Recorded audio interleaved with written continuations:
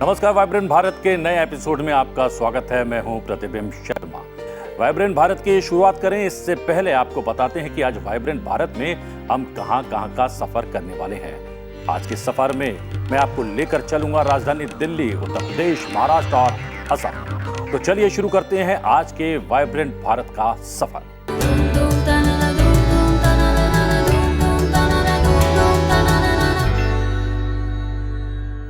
आज के सफर में हम कला और संगीत जगत से जुड़े 2 फेस्टिवल्स लेकर आए हैं राजधानी दिल्ली से। ये ऐसे महोत्सव हैं जिनका कोरोना के कारण काफी अंतराल के बाद आयोजन किया गया है। खास बात यह भी है कि इन दोनों महोत्सवों में कला प्रेमियों और कलाकार दोनों को एक बार फिर से मौका मिला है एक दूसरे के आमने सामने आने का। ये अनुभव ही संगीत और कला का असली सौंदर्य है। इस कड़ी में सबसे पहले बात दिल्ली में आयोजित हुए the Ravishankar international festival of arts 2022 की। 2 दिन का यह म्यूजिक एंड डांस फेस्टिवल महान संगीतज्ञ पंडित रविशंकर को समर्पित रहा। फेस्टिवल में देश के कई दिग्गज कलाकारों ने शिरकत कर पंडित जी को अपने अपने कलात्मक अंदाज में श्रद्धांजलि अर्पित की।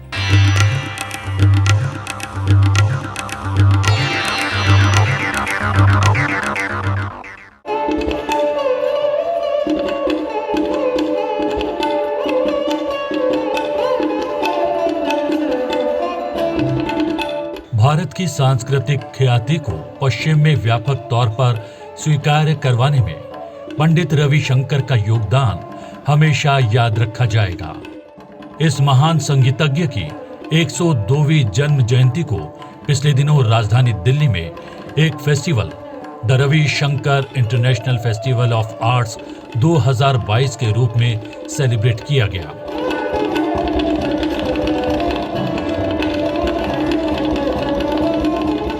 दो दिन के इस म्यूजिक एंड डांस फेस्टिवल में कई दिग्गज कलाकारों ने गुरुजी को अपने अपने तरीके से श्रद्धांजलि अर्पित की।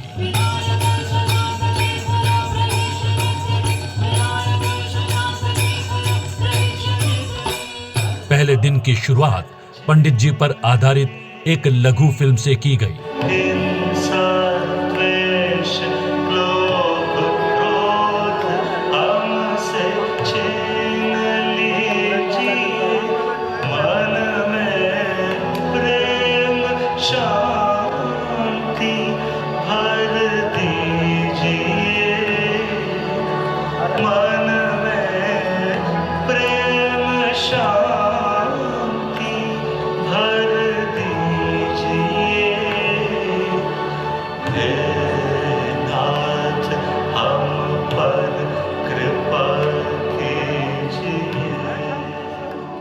वहीं पद्म सम्मान से सम्मानित ग्रैमी अवार्ड विनर और मोहन वीणा के जनक पंडित रविशंकर के शिष्य में से एक प्रसिद्ध संगीतज्ञ पंडित विश्व मोहन भट्ट और मशहूर तबला वादक विक्रम घोष के जुगलबंदी ने सभी को मंत्रमुग्ध कर दिया।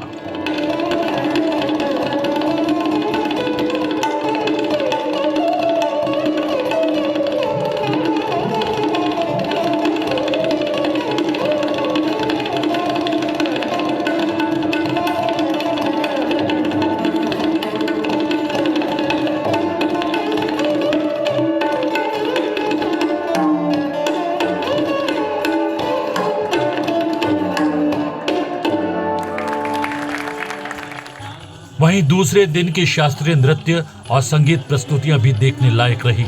इस कड़ी में आरुषि मुदगल की ओडिसी नृत्य प्रस्तुति बेहद आकर्षक रही।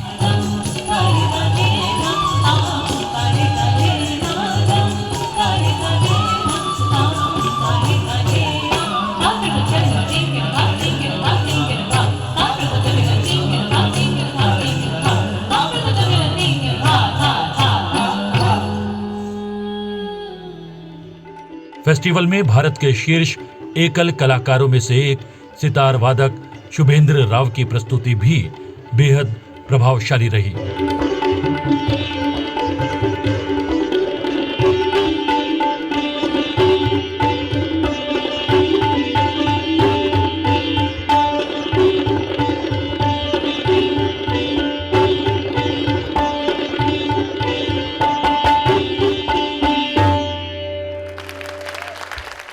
फेस्टिवल में लोक रंग भरने का काम किया पद्मश्री लोक गायिका मालिनी अवस्थी के सुरों ने।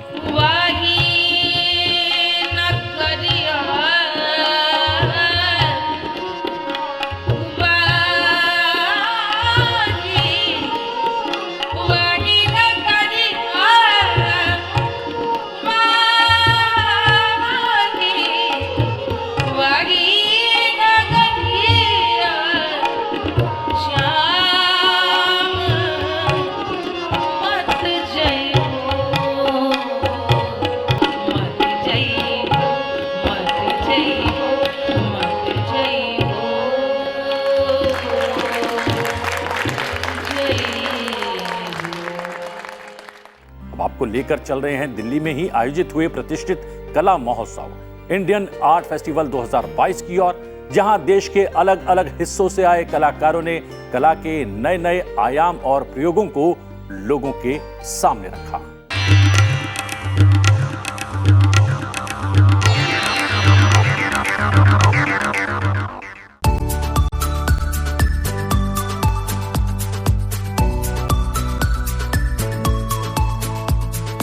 दो साल के लंबे अंतराल के बाद आखिरकार कला प्रेमियों का इंतजार खत्म हुआ। पिछले दिनों दिल्ली के कॉन्स्टिट्यूशन क्लब में आयोजित इंडिया आर्ट फेस्टिवल 2022 का दिल्ली के लोगों ने खुले दिल और गर्मजोशी से स्वागत किया। इस 4 दिनों के आर्ट फेस्टिवल को देखने के लिए कला प्रशंसकों की खासी भीड़ उमड़ी। वहीं देश भर से आए कलाकारों में भी जबरदस्त उत्साह देखने को मिला। 4 दिनों का ये कला महोत्सव मौका रहा देश भर से आए करीब 450 कलाकारों की 3500 से ज्यादा कलाकृतियां और आर्ट वर्क देखने का। पूरे महोत्सव के दौरान करीब 85 स्टॉल्स में कला का नया आयाम देखने को मिला, जिनमें सोलो एग्जीबिशन के साथ साथ देश भर से आए करीब 25 गैलरीज का कलेक्शन देखने लायक रहा।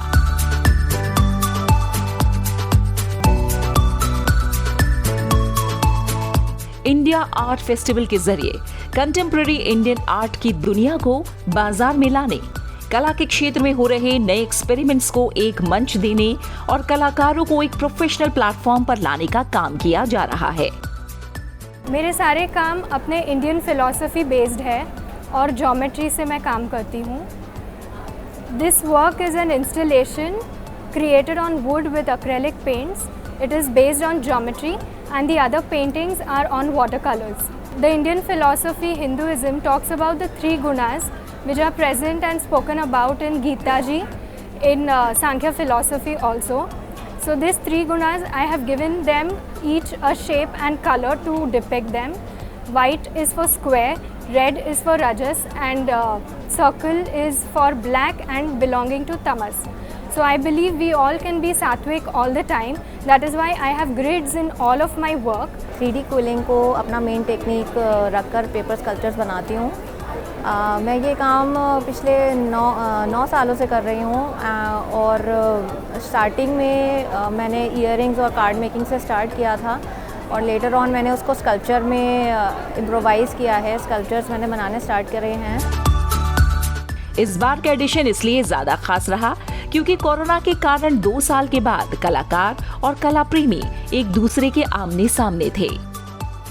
ये अनुभव ही तो कला संसार को जीवंत बनाता है। इंडिया आर्ट फेस्टिवल जैसी पहल आज के व्यावसायिक जमाने में जहां कलाकारों के लिए एक उम्मीद है, वहीं कला प्रेमियों के लिए एक विजुअल ट्रीट भी। कोरोना काल न केवल देश बल्कि पूरी दुनिया के लिए चुनौतीपूर्ण रहा है। हालांकि हमारा देश भारत इन विपरीत परिस्थितियों में और भी अधिक सशक्त बनकर उभरा है। इस पूरी संघर्ष यात्रा में प्रधानमंत्री नरेंद्र मोदी की दूरदर्शी सोच और मार्गदर्शन का बहुत बड़ा योगदान रहा है। इसी बात को सटीक और तथ्यात्मक तरीके से उजागर करती हुई पुस्तक a nation to protect leading India through the Covid crisis, आइए आपको मिलवाते हैं इस किताब की लेखिका प्रियम गांधी मोदी से और जानते हैं इस किताब के बारे में।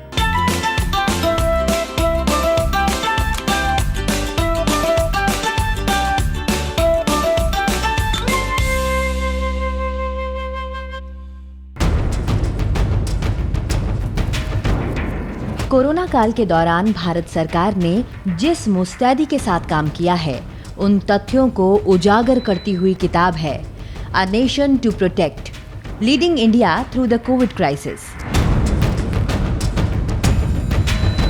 एक ऐसी किताब जो कोरोना जैसी वर्ल्ड हेल्थ क्राइसिस के दौरान देश के और ताकतवर रूप से उभर कर आने की वास्तविक कहानी कहती है। आइए जानते हैं अ नेशन टू प्रोटेक्ट की लेखिका प्रियम गांधी मोदी से कि आखिर क्या है किताब को लिखने के पीछे उनकी प्रेरणा और विचार।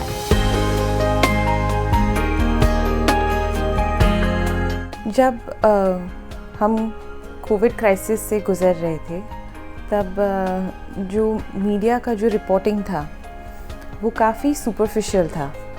हम क्या मेजर्स ले रहे हैं, कुछ चीज़ों में हम कैसे सक्सेस पा रहे हैं, कुछ हमारी पॉलिसीज़ कैसे लास्ट माइल तक पहुंच रही है, इसका कोई इन डेप्थ कवरेज नहीं था। तो ये स्टडी करना ज़रूरी था कि हमारे क्या चैलेंजेस थे, हमारे क्या सक्सेसेस थे, हमारे टफ़ वीक से हम कैसे गुज़रे, और इस वजह से ये किताब लिखी। इसके बाद तो मुझे नहीं लगता है कि कोई एलिगेशंस बचेगी, क्योंकि जिन को कोई जो भी सवाल थे, जो भी इश्यूज़ थे, उस सारे सवालों का जवाब इस बुक में मिलेगा।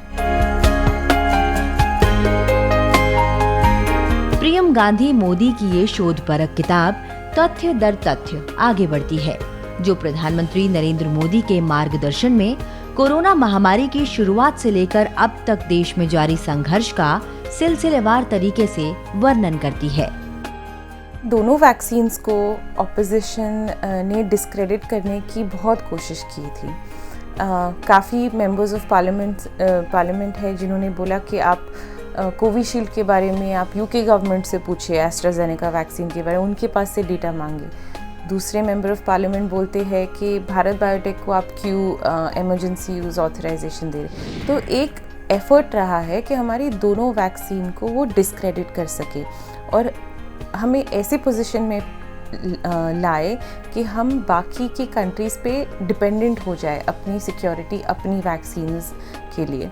लेकिन हमारी गवर्नमेंट ने, हमारे प्राइम मिनिस्टर ने बिगिनिंग फ्रॉम अप्रैल 2020 से he was directly in touch with vaccine manufacturers and he was sure कि अगर फॉरेन कंपनीज को भी आना है तो यहाँ पे वैक्सीन बनाइए। अगर इंडियन कंपनीज है उनको वो रिस्क फंड कर रहे थे, प्रूफ ऑफ कॉन्सेप्ट दिखाया उनको, और वो पूरी तरीके से कोऑर्डिनेटेड एफर्ट रहा है गवर्नमेंट और प्राइवेट इंडस्ट्री के बीच। इस वजह से हम ये जो सक्सेस देख रहे हैं वैक्सीनेशन की वो पॉसिबल है। 90% हमारे लोग हैं उनको कोविशील्ड वैक्सीन मिली है। कोविशील्ड एक ओवर 180 इंग्रेडिएंट्स, रॉ मटेरियल्स बाहर से आते हैं। तो ये जो डिप्लोमेटिक एफर्ट रहा है वो हमारी गवर्नमेंट की तरफ से रहा है, क्योंकि यूएस अमेरिका ने तो कुछ रॉ मटेरियल्स पे एक्सपोर्ट बैन लगाया हुआ था। तो हमारी गवर्नमेंट ने डिप्लोमेटिकली बैक चैनल टॉक्स करके सिर्फ उन मटेरियल्स के लिए वो बैन हटवाया, और सिर्फ भारत के लिए। तो ये again like I said, this is a shining example of government and private partnership to secure the country.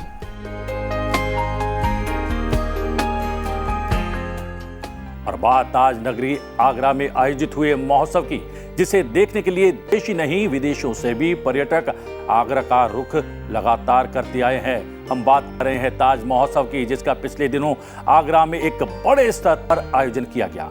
हम आपके लिए लेकर आए हैं इस 10 दिन के उत्सव की कुछ खास झलकियां।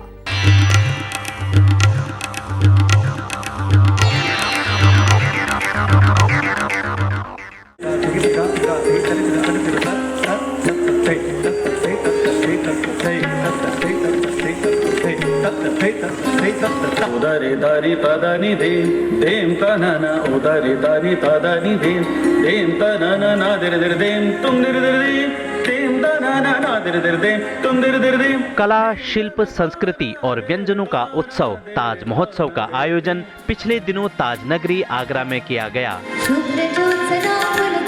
शोभिनी फुल्ल कुसुमित बादल शोभिनी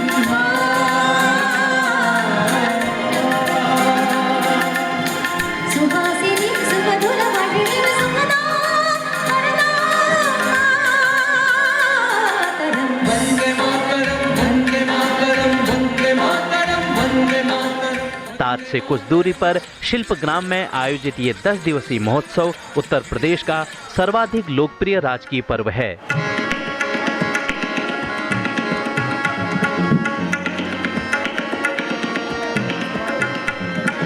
पर्यटन विभाग द्वारा हर साल इस उत्सव का आयोजन किया जाता है। हालांकि कोरोना के कारण पिछले साल इसका आयोजन नहीं किया जा सका। उस राम डार दे घाट बचा लो जल मछली आय हरे पचा लो जल मछली चलो होगा चलो होगा चलो होगा। इस उत्सव का एक अहम मकसद स्थानीय शिल्पकारों के हुनर को एक मंच प्रदान करना भी है।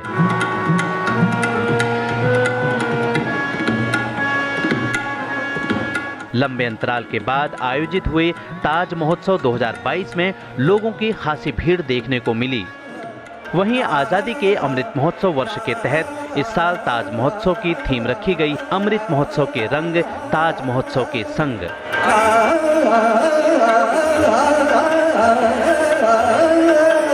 ताज महोत्सव की शुरुआत वर्ष 1992 में की गई थी। 10 दिनों तक चलने वाला यह उत्सव आपको भारत की संस्कृति के अहम हिस्से से मिलवाता है।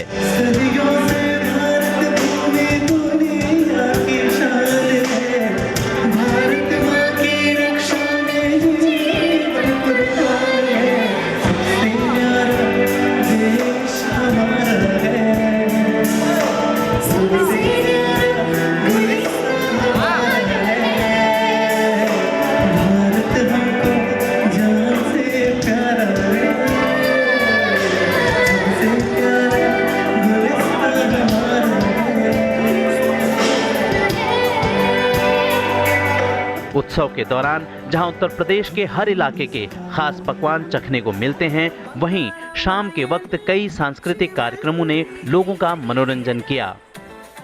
इसी कड़ी में मशहूर गायक पापोन के गीतों पर लोग जमकर झूमे।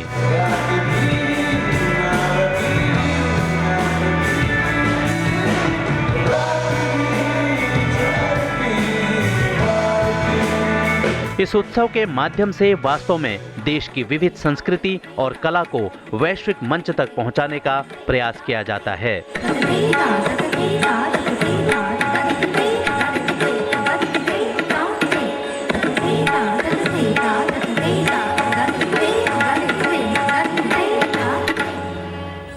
और अब समय है सवाल के जवाब का। पिछले एपिसोड में हमने आपसे एक लोक कला के बारे में पूछा था। आप में से जिन दर्शकों ने इसका सही जवाब दिया है, उनके नाम हम स्क्रीन पर शेयर कर रहे हैं।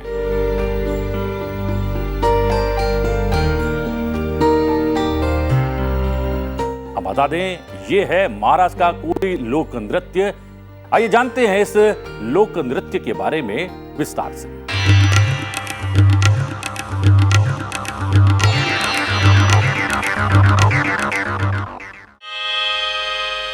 मी हाय कोली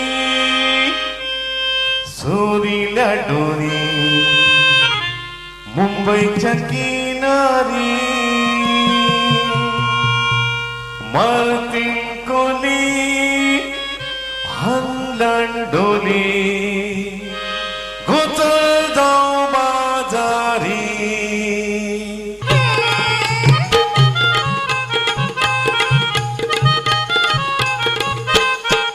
कोली नृत्य महाराष्ट्र के प्रसिद्ध लोक नृत्यों में से एक है।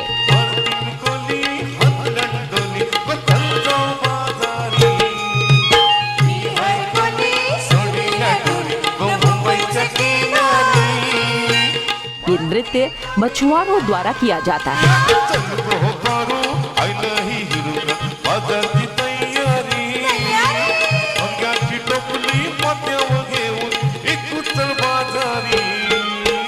रंग बिरंगी पोशाक पहने संगीत की धुन पर खुशी से झूमते लोग इसकी खासियत है।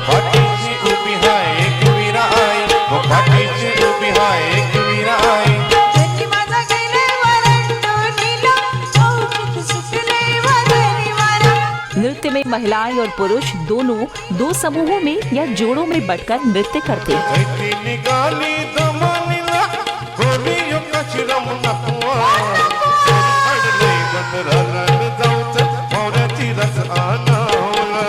नृत्य के दौरान हाथों में छोटी छोटी पतवारें पकड़कर नाव खेने का दृश्य बनाया जाता है। इसके अतिरिक्त लहरों की गति और मछली पकड़ने के लिए जाल फेंकने की मुद्रा भी कोली नृत्य की खासियत है। यानी पूरे नृत्य के दौरान मछुआरों की जीवन शैली को दर्शाया जाता है। मावना उलट दुनियेचा संग आई गो नारनी उनमेचा मनी आनंद मावना उलट दुनियेचा। विशेष रूप से महाराष्ट्र के कोंकण क्षेत्र में किए जाने वाले इस नृत्य में महिलाएं अपनी पारंपरिक घुटनों तक की साड़ी पहनती हैं और पुरुष पारंपरिक लुंगी पहनते हैं जो आगे से तिकोने आकार की होती है।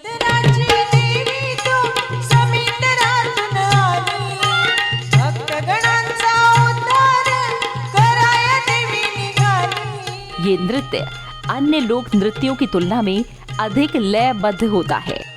आपने भी हिंदी फिल्म जगत के कई प्रचलित गानों में कोली नृत्य की झलक जरूर देखी होगी।